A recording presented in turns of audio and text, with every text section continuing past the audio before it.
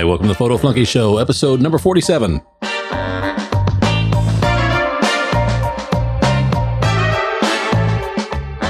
Today we're going to be talking about printing dilemmas. Decisions you've got to make to decide how you're going to preserve your photos. My name is William Beem. Hi, my name is Lee Beem. And of course, as we talked about, we wanted to discuss printing dilemmas, kind of some of the decisions that you want to make before you commit your photos to some kind of medium to share them out. But before we get to that, I just want to say that show notes are going to be available at williambeem.com/episode 47. You're going to get a free transcript of the show there. And of course, you can find links to subscribe to the show at photoflunky.com, whether you want to subscribe on iTunes, Google Play, or some of the other things. And we've also would love it if you'd follow us on our social media. We're available on Facebook, Twitter, Instagram, and Pinterest, and we'll have links to those in the show notes as well. You used to print almost everything. Pretty much, yes. Give me some of the reasons why. Why was it important to you to have your photos printed rather than just sharing on social media? I think some of it's nostalgic. As a child, I have very fond memories of sitting and paging through family photo albums, baby albums. My parents always had photos on display in frames on walls, big canvas prints or, huge framed prints. They loved their photographs and they liked to show off and enjoy the memories that we had at any time. And it's something that was always special to me. I've always liked to hold a book in my hands and physically page through things. And, that's very different than the way I grew up. I mean, we had maybe a couple of framed photos sitting on some counters here and there, but really the walls were bare. My father, I know, really loved, he wanted to have a painting one time. He went over and commissioned a painting from a guy in Daytona Beach, and he hung that up there. But we never really hung up any photos, whether family or something else, except for one. I had one photo that I took in West Virginia that my mother loved, and she went off and had that printed and framed. But beyond that, it was pretty bare for me growing up. Yeah, it was opposite. My dad loved oil paintings, and he used to spend a lot of money on these enormous framed paintings. And we never had such a thing as a bare wall in the house. And that's kind of different than where we are. I've got some of my photos that are up in the office in here. I've got one of mine that's hanging up over our fireplace. But beyond that, I haven't really filled up the walls that much. And we've got, some our family photos on the mantle, but those are kind of smaller ones. Yes. And that was one of the first things I said to you when the first time I ever came to visit William. I walked in the house. I just couldn't believe that there were bare walls. You've seen all the photos that I've taken, but we don't, or at least I didn't have them printed up and put it on the wall. Well, no. And I mean, my walls have never been bare, ever. That's my shame, is that I'm a photographer with pretty much bare walls. Yeah. But I kind of want to change that. And that's kind of where we're looking at this topic, as looking at some of the things we can print. I've done a number of things, and we'll get into those a little bit later on. But we were kind of things like, you want to preserve your memories, but also if you're a photographer and you're proud of what you've done, you kind of want to show off your work. Yeah. And it goes beyond that. If you're most people do like to hang at least a few select pieces on their walls. Now I get it if you're into art and paintings and things, but if you want pictures on your wall, why would you pay for somebody else's picture if you've got good photos? To me, I don't really get it. I know obviously there's something that it doesn't register with me with that. I think that depends on the photographer, because I know some photographers who will never hang their own. They want to collect photographs from other people, some that they know, some that they simply admire. And they don't want their own photos on the wall. They want artwork. It's what they create, but yet they want artwork from someone else. You see, I want my home to reflect me. I don't think there's something wrong with either one, but it's kind of a personality choice. Since we're going to be talking about printing, we're obviously talking about printing your own photos, not grabbing something off the web and printing it up as your own. Yes. And there's a couple other reasons why you want to do this. I mean, for some of us, you may want to make some print sales. And I can tell you off firsthand, I love print sales. Print sales are good. Print sales mean money. Yes. They usually pay pretty well. But that also means that the medium in which you deliver your art has to live up to what the customer is going to want and how they want to display it. And of course, also, your photographs can make some wonderful gifts for people. Oh, absolutely. And that's something I've done over and over again. What we're talking about is artwork for display. We've occasionally gotten into products with images on them. I mean, you've mentioned, like in the past, coffee mugs, diaries, calendars, and cards and stuff like that. Yes. I had someone contact me about a month ago. They wanted to use some of my photos of Las Vegas for products in Las Vegas. Like, for example, a simple hand fan, which is going to be kind of like flat on the bottom and then kind of rounded over. the top, like almost like a protractor. And they wanted to put my images on the fan so people could just cool themselves off, I guess. In the heat. And another reason is going to be preservation archives. I'm not sure if this is really going to apply too much to people here, but you know what? If you're working for a business that needs to document and preserve your images, I wouldn't leave it as just an electronic file, because over the years and the decades, digital photography is still fairly new. Yes. And in long-term historical terms, I wouldn't necessarily guarantee that 20, 50 years from now, the file formats that we're using may still be read by whatever the computers or systems are of the future. So you probably want to print something off on a material where you can preserve it. Yes, that's true. I never really thought about that. So, I mean, JPEG we're used to, but you know what? JPEG may get replaced, in the next decade or so, and something else may be the format. And they may come back and say, well, trying to load that JPEG is like if we were trying to load something off of a floppy disk or a cassette tape. Yes. I mean, medium changes, file formats change. So something that's printed is going to last. And then, of course, you can always scan that print to whatever the format is that may come around in the future. But if you've got that print and it lasts, then you've got a good preservation. One of the first things that I guess you've got to figure out is, are you going to print at home or are you going to go to a print shop? All right, go ahead. You've definitely got an opinion here. Well, no, it's not really that I've got an opinion, but I'm just thinking, printing at home, that's gonna be a massive outlay. And if you're gonna be printing at home, look, even on your nice expensive printer, the paper to get a good quality print, like you're gonna get if you went to you talking about whether you go to a print shop? Yeah, like a print.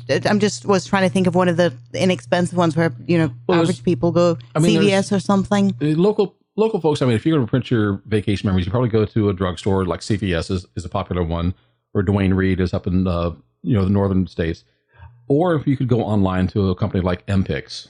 Okay, but no matter whether you're going to go to a high end or a very basic print shop, printing at home is going to cost you more, and I don't think people see this. I think printing at home is not a cost-effective way to do it. It's because you want complete control over what you're doing. I think that's it. It's like you want control over what you're doing. It's not going to be cost-effective because you can buy a small color printer, but that's not a photography. It's not a photo printer. Even some of the ones that say photo printer, those are for like little 4x6 shots. That's right.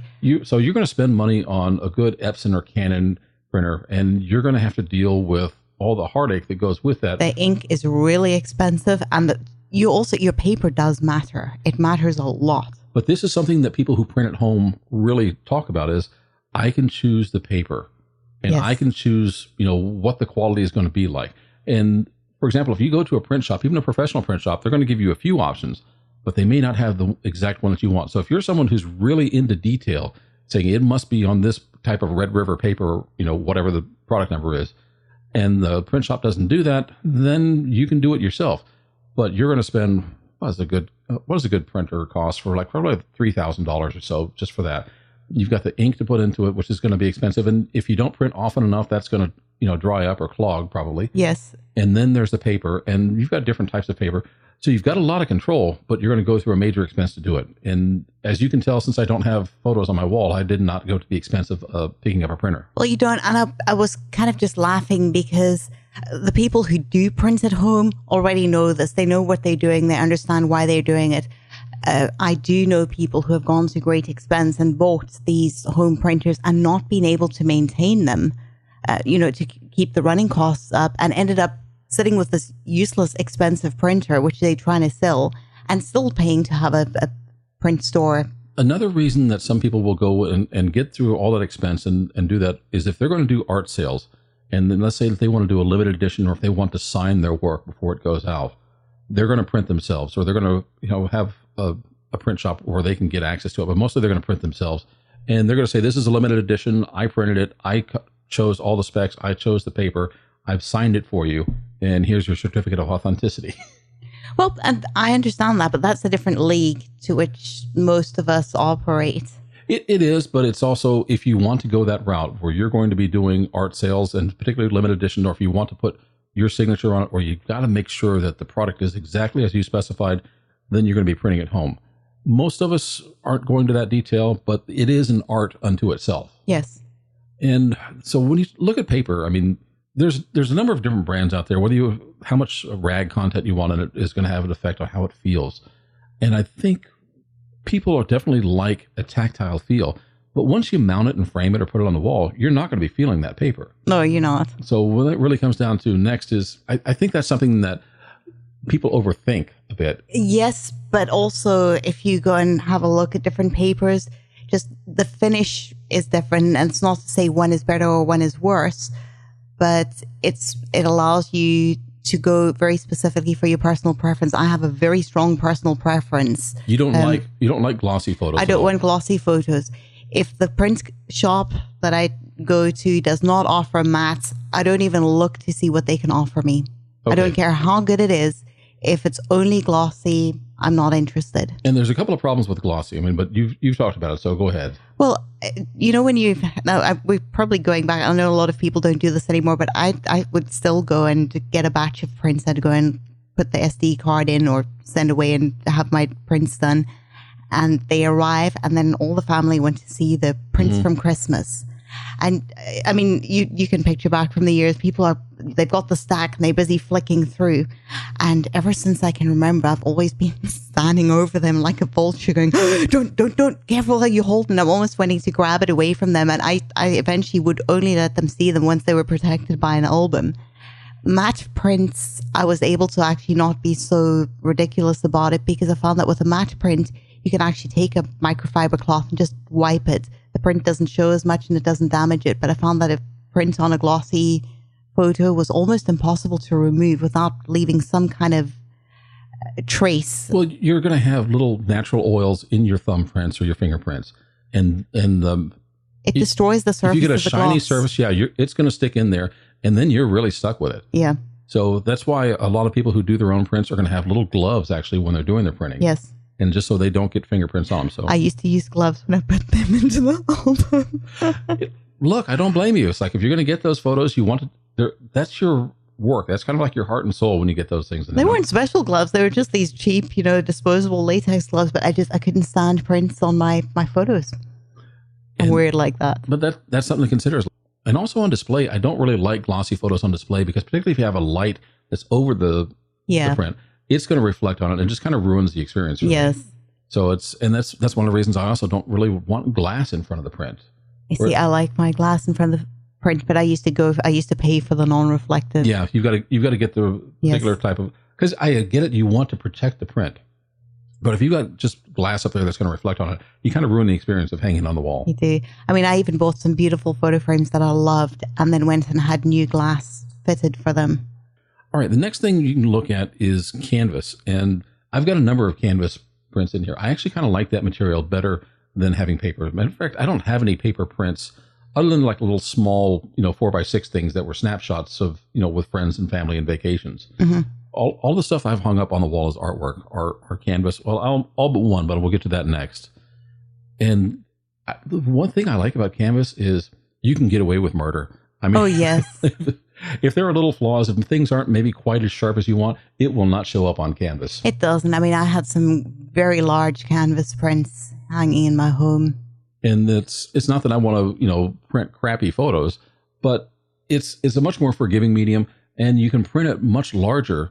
And I just I find it works very well. I kind of like having a gallery wrap on these things, where things stretched around the edges, and they're kind of a bit of a box rather than a wooden frame going around them. Yes. That's what I prefer for the most part. And you can take a duster over them and they're fine. Yeah, it's easy to do. I don't have to worry about thumbprints on them. They're very easy to maintain. They're very difficult to damage unless you poke it with something. I wouldn't do a thing like that. No, it's like, don't be running with scissors. You might hurt my artwork. Yes. And then probably the most expensive thing I've done, I've done this a couple of times, is aluminum, having metal prints. And there's one sitting right next to me right now, and I'm looking at it. It's hanging on my wall, and it is the interior of the vehicle assembly building over at the Kennedy Space Center. And I've got another one that I shot at Portofino Bay in Orlando. It's over by the Universal Studios area. I just really love both of those photos. They're sharp. They've got fine detail. And when I look at them on metal, I mean, they just kind of glow. They do. And you cannot get away with any mistakes on metal. It will highlight your photos. It will show them in exact detail beyond what you're going to get with paper and beyond what you're going to get with canvas. Both of those are porous materials that are going to absorb ink. And if you've got something that's just not quite sharp, whatever, you can kind of get away with a little bit of that. Not so with metal. You're going to print on metal. It's going to be more expensive. But man, does it have a dramatic impact when people look at it. I mean, they're beautiful. Those are kind of for my showcase things. If I'm going to print something on aluminum, that's really going to be a showcase. And honestly, that's something that the place I go to is Image Wizards, and I think they kind of top out at 3 feet by 4 feet. I would love to have some of my photos on metal and much larger than that. But then you're kind of going to a commercial printer, and the costs are much more than I can do for myself. So those are a few of the options. And finally, we got down to products. And that is, I don't know, is that more for gifts or is that going to be more for sales? I don't, as a photographer, I don't want to get into selling physical products that may or may not have a market for them. I've never thought about it for sales. I mean, just because I take photos for myself, I started doing photo products, primarily photo books, but also coffee mugs and fridge magnets and coasters and, all that nonsense that you get. And the reason why I did it was I took photos of my child for grandparents, and great aunts and uncles. They've got what they need. They don't want stuff for the house, but they always want something with a picture of their grandkids so they can brag to their friends. And you just figure out what makes them tick. Calendars worked really well. And I've done a few. My dad used to get a diary each year with a page a day. So he got 365 photos in there of his granddaughter. Oh, that's wonderful. And it's something that's useful, but it's also something they can easily share. Someone walks in and says, oh, hey, what's that? That's my granddaughter. And here she is on the next page and the next page and so on. Yeah. I think that if you want to give something as a gift, that's obviously they're really going to love the people that are in them, or the fact that you took the photo, whichever the case may be. But they also they want it to be useful, because then there's a reason for it to be around, not just because that they love it. Because just because you love the people in it, that's what you hang on your wall. Something that you take with you or put on your desk, that's got to be something useful. Yes, and there was also, and you might want to shop around and see how what your options are, because various places are going to give you different options. But for example, with that diary I spoke about, I would once a week, not for every 365 days, but once a week, there would be a little message in there for him for the week. Mm-hmm. And that would be something, sometimes a cute quote that she'd said, or something that is just special to him. And I think they make very personal gifts. That's how I use them. I didn't use general photos. These really were personalized gifts. And you really loved your photo book. So that's a different way of printing, as far as you've got a collection of memories. I know some people, they go on a vacation and they will create a photo book for every trip that they take. I have a lot of photo books. Although I did most of mine for gifts, I have a lot for myself as well. And that's not really something that you're not going to hang on the wall. You're not going to be selling that off, obviously. But those photo books primarily they could be a portfolio. It could be a showcase that you take with you to try and find other work with a client. But I think most people are probably looking at those as, these were our memories. And I just, want to have it here. Because maybe sometime 20 years down the road, I want to look through and say, oh yeah, I remember that trip. Yes. And also, this is the first time I've lived in a home that doesn't have a coffee table. I really did use them as coffee table books. And I used to switch them out. I had a big leather, like a faux leather box. It was enormous. And I used to store the books in there, and I would just switch them around now and then. All right. Just so you know, I had a coffee table for years, and there's two problems with it. One, I don't drink coffee. I do. Yeah, but you weren't here then. Oh. So I don't drink coffee. And I like to prop my feet up when I sit on the couch, and coffee tables tend to be hard. Mm. So I replaced that with an ottoman, and I've loved that ottoman. It's a wonderful leather ottoman, and it's really good for propping up your feet. It's not so good for coffee. And with our dog Milo, you couldn't put your coffee on a coffee table anyways. Oh, you're probably right. He'd drink it. Just so you know, in the kitchen, we've got this little tray that I put in there. I bought that for guests who wanted to have coffee. So they could put that on the ottoman, I guess, next to my feet. It never really worked out. I thought it was the mail tray. It is a mail tray now. All right. One last thing that we kind of wanted to talk about before we get off of printing dilemmas. And this is one that I want to tell you from my own experience. I used to print things that I was very proud of them. These were my photos when I was kind of early in photography, and I'd print them off. And I remember a couple of times I gave them as gifts, and I look back on those photos now and I think, oh, that's really not so good. I've had it. I think everybody does, because you grow and you improve. You do grow, and your idea of what a good photo is and what a good memory is will change as you get better at your photography. And I remember, a couple times I gave some of them as gifts, and I thought, man, that reaction wasn't as good as I thought. And people were looking at it like, what the hell is this photo? Oh, I don't think it was like that. People were probably surprised. It's an unusual gift. It's not the type of gift that somebody expects. But here's the point that I'm getting into. Don't go spend a lot of money on print if you're fairly new to photography. You're still learning and you're still identifying, what your style is and what you're going to do. I'm not saying don't print at all, but I'm saying before you go off and make a big 3 by 4 foot aluminum print that's going to cost you a few $100s, be sure that photo is worth the expense that you're going to make. Okay, I'm going to throw a different slant on it. I agree with you. I would say to new photographers, do print. Don't spend a lot of money on it, but get lots of prints, because it's actually by looking through those prints that I started to see things that were wrong with my photos. That doesn't mean that I didn't want the prints. I used to put large prints into big frames, but you can change prints inside of frames. Yes. And instead of removing it from the frame, some of my the backings to these frames actually started to take some strain at the back, but I would get a new print to replace. I wouldn't remove it. I would just stick it in front of the old one. So they'd kind of layer up like layers of wallpaper in there. But I never really removed it because I felt it was protected where it was. It was just behind the one that was against the glass. Well, I agree with you. I'm not trying to talk anybody out of printing, because if you want prints and you're taking them now, don't wait. Get your prints out. All I'm saying is, before you go spend money on an expensive print job, make sure it's the photo that you really think you want, and show it to a few people, ask, for opinions, get some feedback, look at other photos, and then decide. The other thing about photography is it's personal. If it means something to you and you want to make that big print, I don't want to talk you out of that. That's not my intention. All I was suggesting was there's a difference between paying a few $1,000s for an extra large commercial sized aluminum print to paying, it's not going to be more than $30-$40 for a really large print that fits into a photo frame. A good frame, don't worry about spending money for it, because you can switch those pictures out. But I think if it's what reflects what you've accomplished now, stick it up and be proud of it. Just because you move on later doesn't mean what you did today isn't good. It just means that you got better. Absolutely. And with that, we hope you have fun with your photography. Show it off in your prints. And if you got something that you want to share, please let us know. Leave a comment for us at williambeem.com/episode 47.